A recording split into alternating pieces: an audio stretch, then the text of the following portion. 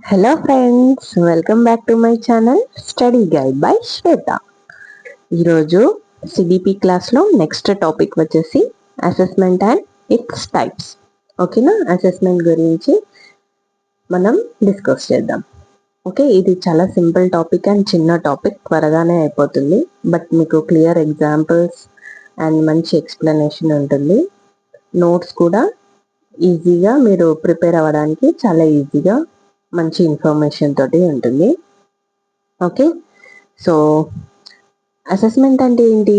Assessment is the process of collecting, reviewing and using information about students learning to improve the teaching learning process. So మనం పిల్లల్ని ఎందుకు assess చేస్తాం? వాళ్ళ information తెలుసుకొని ఒక collection of information వచ్చిన తర్వాత వాళ్ళకి ఏ టైప్ ఆఫ్ ఫీడ్బ్యాక్ ఇవ్వాలి, వాళ్ళు ఎందులో వాళ్ళకి ప్రాబ్లం అవుతుంది అనేది తెలుసుకొని వాళ్ళకి మనం మంచి ఒక టీచింగ్ ప్రాసెస్ని ఇవ్వడానికి, ఇంప్రూవ్ చేసుకోవడం, వాళ్ళకి ఎడ్యుకేషన్ అనేది ఇంప్రూవ్ అవ్వడానికి యూజ్ అయ్యేలాగా మనం ఫీడ్బ్యాక్ ఇవ్వడానికి ఈ అసెస్మెంట్ అనేది చేస్తాం. సో ఎగ్జాంపుల్ వచ్చేసి, a teacher asks a few questions after teaching a lesson. Based on students' answers, the teacher understands who has learned and who needs more help. This is assessment. So teacher ఏంటి, ఏదైనా lesson teach చేసిన తర్వాత కొన్ని questions అడుగుతుంది. ఏదైతే కాన్సెప్ట్ని, టాపిక్ని teach చేస్తుందో అందులో నుంచే క్వశ్చన్స్ అడుగుతుంది. సో దాన్ని బట్టి పిల్లలు ఆన్సర్ చేస్తారు కదా. సో ఎవరైతే ఆన్సర్ చేస్తారో, ఎవరైతే ఆన్సర్ చేయలేరో, ఎవరైతే ప్రాబ్లమెటిక్గా ఫీల్ అవుతారో, ఇలా అబ్జర్వ్ చేసి వాళ్ళకి ఏ టైప్ ఆఫ్ ఫీడ్బ్యాక్ ఇవ్వాలి అనేది హెల్ప్ అవ్వడానికి, వాళ్ళ నీడ్స్ ఏంటో తెలుసుకోవడానికి అసెస్మెంట్ అనేది యూజ్ అవుతుంది. Okay, so measurement, assessment and evaluation, ఇవి 3 ప్రాసెస్. ఓకేనా? సో అసెస్మెంట్ అంటే ఏంటిది? టీచింగ్ లెర్నింగ్ ప్రాసెస్, అంటే డ్యూరింగ్ ద క్లాస్లోనే అవుతుంది అనమాట. ఇవి 3 టైప్స్ ఉంటాయి. మీకు అవి నెక్స్ట్ ఎక్స్ప్లెయిన్ చేస్తూ ఉంటాను. So first measurement. Okay, measurement అంటే ఏంటి? Gives marks or scores, percentage, quantitative. ఓకేనా? ఇది క్వాంటిటేటివ్ అంటే మెజరింగ్. ఓకే, ఎన్ని మార్క్స్ వచ్చాయి ఏంటి అనేది మెజర్ చేస్తాం. ఒక చైల్డ్ని మనం మెజర్ చేస్తాం అన్నమాట. ఇది క్వాంటిటేటివ్. సో దీంట్లో మనం ఫీడ్బ్యాక్ ఇచ్చేది ఏమి ఉండదు, డైరెక్ట్గా వాడి స్కోర్ ఏంటో మెన్షన్ చేస్తాం. ఓకే, బట్ అసెస్మెంట్ అంటే ఏంటి? Collective information about learning. Okay, so పిల్లల ఇన్ఫర్మేషన్ని వాళ్ళు ఎంత నేర్చుకుంటున్నారు అనేది తెలుసుకోవడం అనమాట. ఇదేంటి? Both qualitative and quantitative. ఇది క్వాలిటేటివ్గా ఉంటుంది, అంటే మనం ఇందులో ఫీడ్బ్యాక్ కూడా ఇవ్వచ్చు, అండ్ క్వాంటిటేటివ్ స్కోర్స్ కూడా మెన్షన్ చేయొచ్చు. Okay, next evaluation. ఈవాల్యుయేషన్ అంటే ఏంటి? Makes a final judgement or decision. Okay, ఒక ఫైనల్ జడ్జిమెంట్ని ఇవ్వడం. ఓకే, ఇప్పుడు అకాడమిక్ ఇయర్ ఎండింగ్లో ఇస్తాం కదా ఒక ఫైనల్ జడ్జిమెంట్, అదనమాట. So it includes measurement plus assessment. ఇది ఇవాల్యుయేషన్ అంటే ఇది టోటల్ ప్రాసెస్. సో ఇందులో మెజర్మెంట్ ఉంటుంది అండ్ అసెస్మెంట్ ఉంటుంది, రెండు, అంటే ఫీడ్బ్యాక్ విత్ స్కోర్. సో రెండు ఇన్వాల్వ్ అయి ఉంటాయి. సో ఎగ్జాంపుల్ వచ్చేసి మెజర్మెంట్, ఇది ఫస్ట్ ఎగ్జాంపుల్. మెజర్మెంట్ది student score 18 out of 20. So 20 మార్క్స్కి 18 మార్క్స్ స్కోర్ చేశారని డైరెక్ట్గా చెప్పడం, దీన్ని మెజర్మెంట్ అంటారు. అదే అసెస్మెంట్ ఎగ్జాంపుల్ ఏంటి? Teacher absorbs participation, projects and quizzes. So teacher observe చేస్తుంది, ఫీడ్బ్యాక్ ఇస్తుంది. ఎలా? పార్టిసిపేషన్ చేయించడం వల్ల, ప్రాజెక్ట్స్ వర్క్ ఇవ్వడం వల్ల, అండ్ క్విజెస్ని పెట్టడం వల్ల. సో పిల్లలని అబ్జర్వ్ చేస్తూ ఫీడ్బ్యాక్ ఇస్తూ వాళ్ళకి ఒక మంచి ప్రాసెస్, అంటే ఒక మంచి లెర్నింగ్ అనేది ప్రొవైడ్ చేస్తుంది అన్నమాట అసెస్మెంట్లో. Next, student has achieved the learning outcome. So పిల్లలు ఎంత నేర్చుకున్నారు అనేది, అచీవ్మెంట్ ఏంటి అనేది తెలుసుకోవడం evaluation. Okay, so these are the 3 examples. So formula ఏంటి? Evaluation is equal to measurement plus assessment. So నార్మల్గా గుర్తుండగా ఇవాల్యుయేషన్ అనేది total complete academic process. Okay, ఓవరాల్గా పిల్లలు ఏం నేర్చుకున్నారు, ఎంత నేర్చుకున్నారు, సో ఇది మొత్తం ఇన్వాల్వ్ అయి ఉంటుంది. ఓకే, సో ఇప్పుడు types of assessment. Types of అసెస్మెంట్లో 3 టైప్స్ ఉంటాయి. ఏంటి? Assessment for learning, assessment of learning and assessment as learning. So first one వచ్చేసి అసెస్మెంట్ ఫర్ లెర్నింగ్. ఇది ఫార్మేటివ్ అసెస్మెంట్ అని కూడా అంటారు. ఓకేనా, అంటే దీనికి ఎగ్జాంపుల్ లాగా మీకు ఆల్రెడీ నేను ప్రీవియస్ క్లాసెస్లో మెన్షన్ చేశాను. Formative assessment and summative assessment మీకు క్లియర్గా మెన్షన్ చేశాను. ఒకసారి ఆ క్లాస్ మీరు ఏంటి ఛానల్ ఆ వీడియోలోకి వెళ్ళి ఒకసారి చూడండి, మీకు ఈజీగా అర్థమవుతుంది. ఓకే, ఇందులో కూడా నేను మళ్ళీ ఒకసారి ఎక్స్ప్లెయిన్ చేస్తాను. బట్ మీకు ఇంకా మంచిగా తెలుసుకోవాలనుకుంటే మీరు ఆ క్లాస్ వినండి, మీకు ఇంకా బాగా అర్థమవుతుంది. ఆ వీడియో చూడండి. Okay, so assessment for learning అనేది ఫార్మేటివ్ అసెస్మెంట్ అనమాట. సో ఇదేంటి? It is conducted during the teaching learning process to improve students learning. ఓకేనా, ఫర్ లెర్నింగ్ కన్ఫ్యూజ్ అవ్వద్దు. ఓకేనా, ఫర్ లెర్నింగ్ అనేది ఎప్పుడు అవుతుంది? టీచింగ్ లెర్నింగ్ ప్రాసెస్ అంటే క్లాస్ రన్ అయ్యే సమయంలో. ఓకే, ఇప్పుడు నేను క్లాస్ చెప్పే సమయంలో క్వశ్చన్స్ అడిగి మీ నుంచి ఆన్సర్స్ తెలుసుకొని దానికి ఫీడ్బ్యాక్ ఇచ్చే ప్రాసెస్ని అసెస్మెంట్ ఫర్ లెర్నింగ్ అంటారు. సో ఈ అసెస్మెంట్ ఫర్ లెర్నింగ్ వల్ల మనకి బెనిఫిట్స్ ఏంటి? Improve learning, identify mistakes, give immediate feedback, modify teaching methods. So పిల్లల లెర్నింగ్ని ఇంప్రూవ్ చేయడానికి యూజ్ అవుతుంది. అండ్ మిస్టేక్స్, ఐడెంటిఫై మిస్టేక్స్, పిల్లలు ఎక్కడ మిస్టేక్ చేస్తున్నారు. ఓకే, ఇప్పుడు మ్యాథ్స్ ప్రాబ్లం చేస్తూ ఉంటాం, వాడికి ఏదైనా ఫార్ములా అడుగుతాం. ఓకే, వాడు ఎక్కడ మిస్టేక్ చేస్తున్నాడు, సొల్యూషన్లో ఎక్కడ అంటే వెంటనే మనం ఫీడ్బ్యాక్ ఇవ్వచ్చు అనమాట. సో అందుకనే టీచింగ్ లెర్నింగ్ ప్రాసెస్లో అయ్యే ప్రాసెస్ని అసెస్మెంట్ ఫర్ లెర్నింగ్ అంటారు. Okay, next give immediate feedback. వాడు ఎక్కడ తప్పు చేస్తున్నాడో తెలుస్తుంది, వెంటనే మనం ఫీడ్బ్యాక్ కూడా వాడికి ప్రొవైడ్ చేయొచ్చు. Next modify teaching methods. మన టీచింగ్ మెథడ్స్లో కూడా మనం మోడిఫికేషన్ తీసుకొని రావచ్చు. ఇప్పుడు మనం చెప్పే ప్రాసెస్ ఏదైతే ఉంటుందో టీచింగ్ మెథడ్స్ యూస్ చేసి, అది అందరికీ ఒకటే అర్థమవుతుందని మనకి తెలియదు కదా, అవునా కదా? సో ఏంటి, ఇప్పుడు మంచి చిల్డ్రన్ ఉన్నారనుకోండి, గిఫ్టెడ్ చిల్డ్రన్ ఉంటే వాడు ఈజీగా అర్థం చేసుకుంటాడు. కొంచెం కాంప్లికేటెడ్ ఉన్నా వాడు ఈజీగా అర్థం చేసుకుంటాడు. బట్ కొంతమంది చిల్డ్రన్కి మనం చెప్పే ప్రాసెస్ అర్థం కాకపోవచ్చు. వాడికి ఆ టాలెంట్ ఉన్నా అర్థం చేసుకునేది, బట్ మనం చెప్పే ప్రాసెస్ అర్థం కాకపోవచ్చు, మనం ఏదైతే టీచింగ్ మెథడ్ని యూస్ చేసి చెప్తున్నామో. సో మనం ఏంటి, చేంజ్ చేసుకోవచ్చు అనమాట. మోడిఫై అంటే ఏంటి?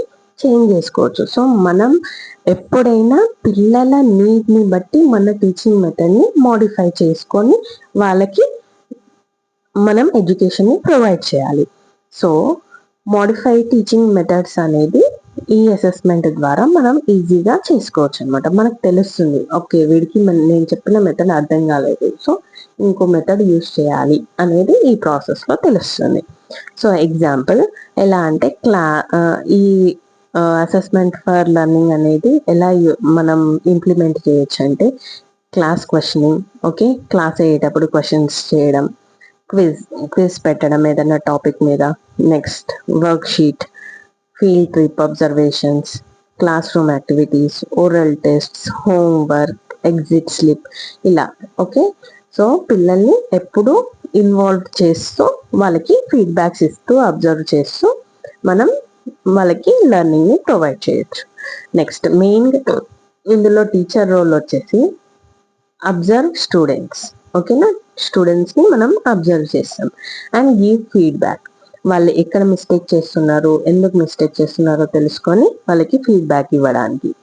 నెక్స్ట్ హెల్ప్ వీక్ లెర్నర్స్కి హెల్ప్, ఎందుకంటే వాళ్ళకి వెంటనే ఫీడ్బ్యాక్ అందుతుంది కాబట్టి వాళ్ళు ఎక్కడ మిస్టేక్ చేస్తున్నారో తెలుసుకొని ఈజీగా వాళ్ళు నేర్చుకుంటారు అనమాట. సో ఇది మంచి వీక్ లెర్నర్స్కి ఈజీగా అంటే వాళ్ళకి హెల్ప్ఫుల్గా ఉంటుంది.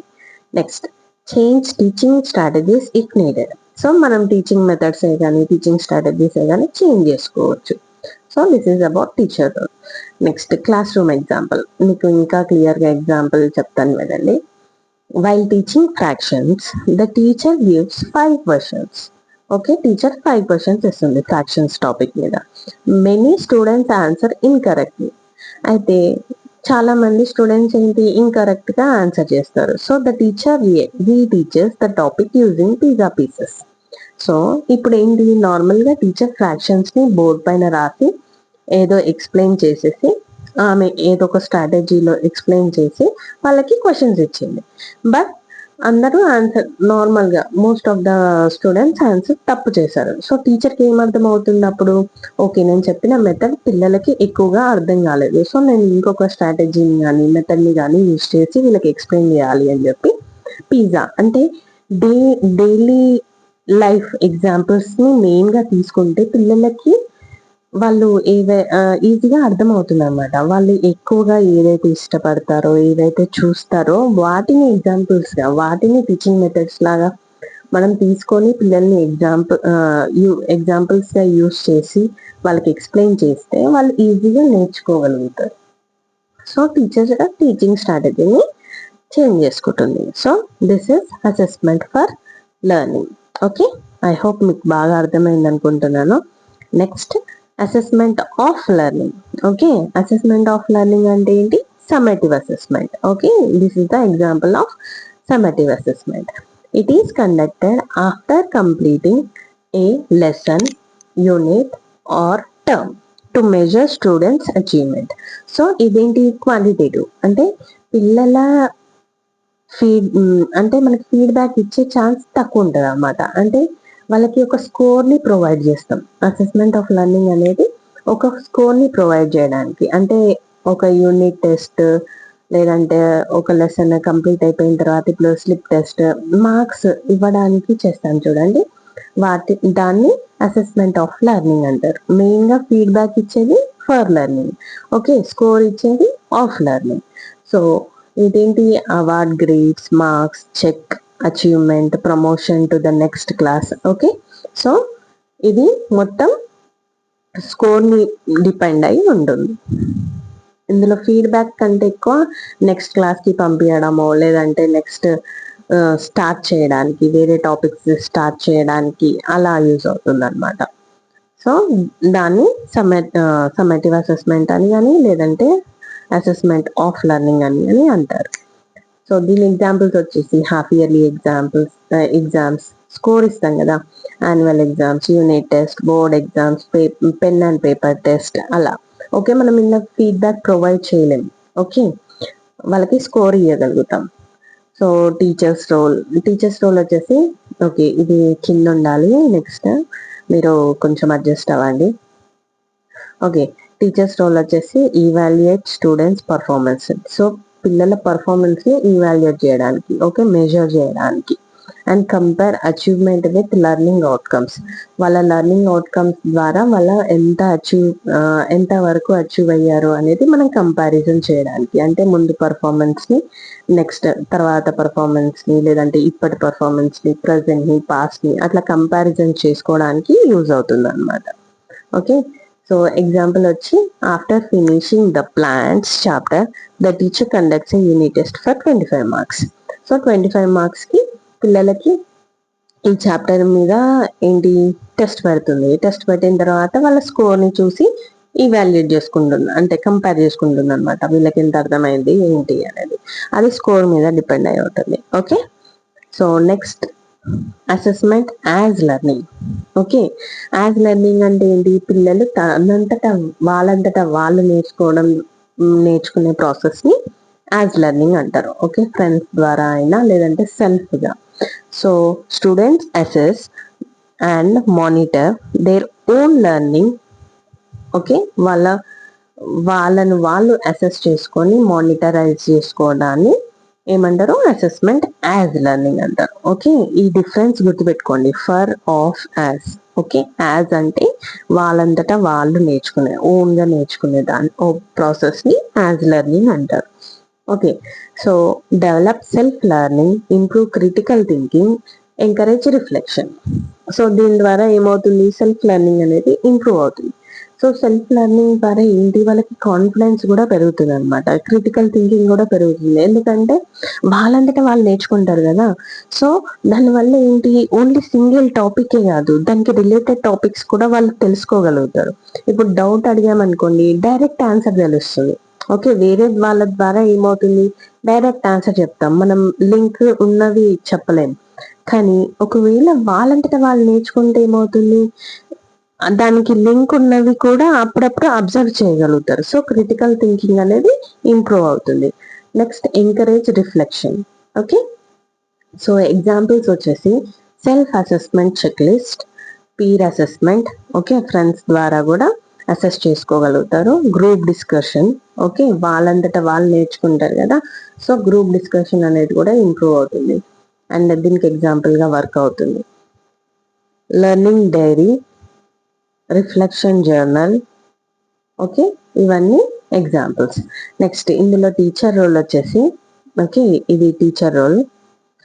టీచర్ రోల్ వచ్చేసి ఇది నెక్స్ట్ టాపిక్ అంటే ఇందులోనే టీచర్ రోల్. నేను కొంచెం కన్ఫ్యూజ్ అయిపోయాను ఇది, సో కొంచెం ఆ మిస్టేక్ని అవాయిడ్ చేసి అర్థం చేసుకోండి. ఓకే, టీచర్ రోల్ వచ్చేసి గైడ్ స్టూడెంట్స్ని గైడ్ చేయాలి, encourage self monitoring, help students set learning goals. So ఇవన్నీ టీచర్ రోల్ అనమాట.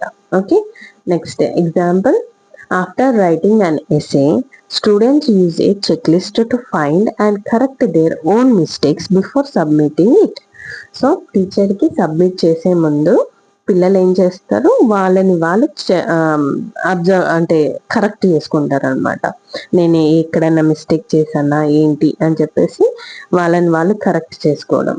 ఓకే, దాన్ని ఇది అసెస్మెంట్ యాజ్ లెర్నింగ్, అంటే వాళ్ళని వాళ్ళు అసెస్ చేసుకునే దాన్ని అసెస్మెంట్ యాజ్ లెర్నింగ్ అంటారు. ఓకే, సో సీటెట్లో మీకు ఇంపార్టెంట్ పాయింట్స్ గుర్తుపెట్టుకోవడానికి, అసెస్మెంట్ ఫర్ లెర్నింగ్ అంటే ఏంటి, formative assessment. Okay, so formative అసెస్మెంట్ని అసెస్మెంట్ ఫర్ లెర్నింగ్ అని కూడా అనొచ్చు, అంటే మనం ఇందులో ఫీడ్బ్యాక్ ఇస్తాం. ఓకే, ఈ ప్రాసెస్ ఎప్పుడు అవుతుంది, teaching learning, during teaching learning ప్రాసెస్లోనే అవుతుంది, అంటే క్లాస్ రూమ్లో.